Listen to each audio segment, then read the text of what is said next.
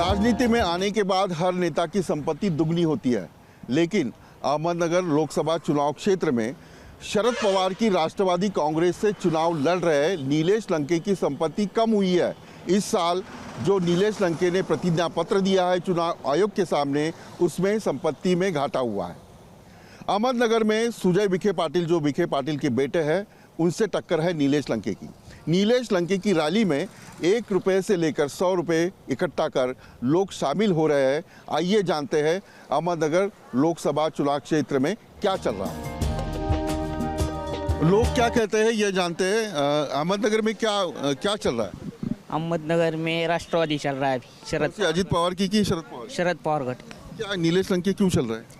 अच्छा काम है वो। कौन जीतेगा फिर? नीलेश लंके। ये बताओ चुनाव कैसे लग रहा है इस बार का? ये लंके क्या अलग कुछ दिख रहा है? हाँ, लंके की हवा इधर। अच्छा, लंके की हवा है। और क्यों लंके आएंगे, क्या क्यों लगता है? लंके आज महीना कोरोना में साथ दे लेना उन्हें। मालिक राव, ये बताओ कि प्याज को कैसा भाव मिल रहा है? प्याज का भाव नहीं है नहीं 50 रुपये किलो में मिलता है। इस बार कैसे चुनाव होगा? कौन जीतेगा? लंके जीतेगी कि सुजय विखे पाटिल? लंके साहेब जिंकेगा तुतारी। क्यों जीतेंगे? वो शेतकरी का मानुष है, वो सारा वो व्यापारी का मानुष है, मोदी सरकार। ये लोकसभा का चुनाव शुरू है और किसानों को जो मुद्दे हैं वो मुद्दे भी इस चुनाव प्रचार में आगे आ रहे हैं। और इन मुद्दों के ऊपर अहिल्या देवी होलकर नगर जो है उसमें चुनावी जो दंगल है वो कांटे की टक्कर बनी हुई है। केंद्रीय कृषि मंत्री शरद चंद्र पवार ये बहुत सालों से कृषि मंत्री थे और शरद पवार के उम्मीदवार है नीलेश लंके। लंके साहब, ये बताइए कि ये लड़ाई बहुत कठिन है, यानी कांटे की टक्कर है, गद्दार वर्सेस निष्ठावान, ऐसी भी लड़ाई है। ऐसे में किसानों के जो सवाल है, बेरोजगारी रहे, किसानों के सवाल रहे, वो कहीं ना कहीं छुपे जा रहे हैं प्रचार में।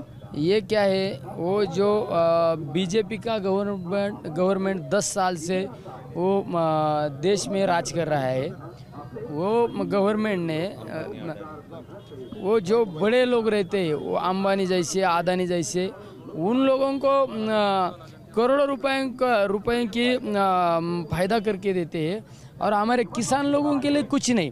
आज देखो हमारे किसान का कौन से भी प्याज देखो, सोयाबीन देखो, कपासी देखो, उनको दूध देखो, कौन से किसानों का माल को भाव नहीं है। ये भाव क्यों नहीं मिलता? देखो, कोई भी सरकार आती है, कांग्रेस की सरकार आए, देवेगौड़ा प्रधानमंत्री आए, नरेंद्र मोदी आए, ये सब कहते हैं कि जो ये 10 बरस में मोदी सरकार आने के बाद वो हमारे किसान लोगों को बहुत बुरी हालत की उसने।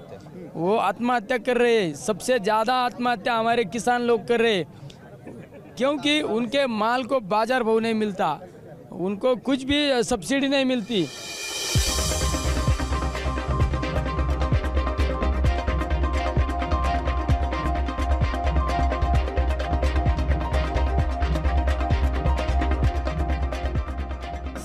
बताइए, ये 93 के ब्लास्ट का जो आरोपी है वो प्रचार कर रहा है, क्या लगता है? देखिए, ये बहुत ही गलत बात है। ये लोग एक और अजमल कसाब को वहाँ पर माफ़ी देने की बात करते हैं और दूसरी ओर उज्जवल निकम इनका विरोध करते हैं। अब तो हद ये हो गई कि बॉम्ब ब्लास्ट का आरोपी भी इनके साथ प्रचार में उतरा है, तो इन्होंने अभी अल्पसंख्यक वोटों के लिए सारी हदें तोड़ दी है। और मुझे इस बात का दुख है कि हिंदू हृदय सम्राट शिवसेना प्रमुख बाला साहेब ठाकरे के बेटे बम विस्फोट के आरोपी को अपने पार्टी के प्रचार में उतारते हैं। इससे बुरा क्या हो सकता है? शरद पवार ने ये कहा है कि महाविकास आघाड़ी को 30 से 35 जगह मिली। अभी जल्दी पता चल जाएगा। अगर उनको ये कॉन्फिडेंस होता कि महाविकास आघाड़ी को 30-35 जगह मिलेगी, तो ये नहीं कहते कि इस चुनाव के बाद क्षेत्रीय पार्टियां कांग्रेस में विलीन हो जाएगी। इस चुनाव में प्याज का मुद्दा बहुत अहम है। प्याज व्यापारी जो है वो किसानों को कोई दाम नहीं देते हैं। नासिक हो या अहमदनगर हो, इस इलाके में प्याज का प्रोडक्शन जो है बहुत ज़्यादा होता है और प्याज को लेकर राजनीति गर्मा गई है। मेरे साथ किसान नेता भी है और पार्टी के सदस्य भी है। ये बताइए कि ये हालत कैसी हुई है? कोई किसान बता रहे थे कि भाव जो है 2700 का भाव मिल रहा है, कम भाव मिल रहा है। ये कम भाव क्यों मिल रहा है? सोमवार के दिन में जो नीलाम हो गई यहाँ पे वो 2700 रुपये में गए और अभी जो नीलाम यहाँ पे हो रही उसमें अभी लगभग 1500-1600 रुपये तक हो गए। लगभग 2 नीलाम के अंतर 1000 रुपये का फर्क आ रहा है। 1000 रुपये का फर्क जो आता है तो वो बहुत बड़ा होता है, जो कि भाव भी उतना नहीं मिल रहा है। अखाड़ा 2024 का अहमदनगर सीट बहुत ही कांटे की टक्कर है। नीलेश लंके वर्सेस सुजय विखे पाटिल दूसरी बार चुनाव लड़ रहे हैं। क्या मुद्दे रहेंगे और जो इंडिया अलायंस और महायुति में जो टकराव चल रहा है उसका कुछ असर दिखाई देगा, या सेकंड टर्म में इस चुनाव क्षेत्र में क्या करना चाहते हैं सुजय विखे पाटिल? मैं बात करूंगा कैसे माहौल कैसे है। वो कह रहे हैं कि 50-50 चांसेस है, आप सांसद रह चुके हैं। कौन कह रहा है 50-50? महाविकास आघाड़ी के नेता। मैं तो सीटिंग की और सीटिंग ही रहूँगा, कोई उसमें दिक्कत वाली बात नहीं है। आदरणीय प्रधानमंत्री जी का काम इतना बेहतरीन इस देश में चल रहा है, इतना अच्छा काम उनके माध्यम से इस कॉन्स्टिट्यूंसी में किया है। मुझे पूरा विश्वास है कि साइलिया नगर की जनता फिर से एक बार आदरणीय प्रधानमंत्री जी को समर्थन देगी। सुजय विखे पाटिल का एक बयान बहुत ही चर्चा में है कि नीलेश लंके को अंग्रेजी आती नहीं है, वहाँ जाकर क्या करेंगे। ये कहाँ से आया था?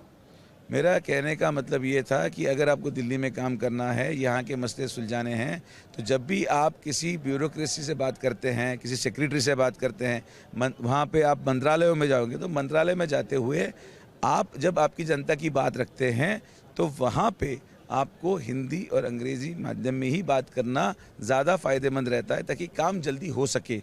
बहुत बहुत शुक्रिया। सुजय विखे पाटिल दूसरी बार चुनावी मैदान में है। कांटे की टक्कर कही जाती है। शरद पवार की महाविकास आघाड़ी यानी नीलेश लंके उनके सामने टक्कर दे रहे। अब देखना यह है कि अहमदनगर में जो कांटे की टक्कर है उसमें कौन जीतता है, सुजय विखे पाटिल या नीलेश लंके। वीडियो जर्नलिस्ट कामेश के साथ विलास अठोले, न्यूज़ नेशन, अहमदनगर।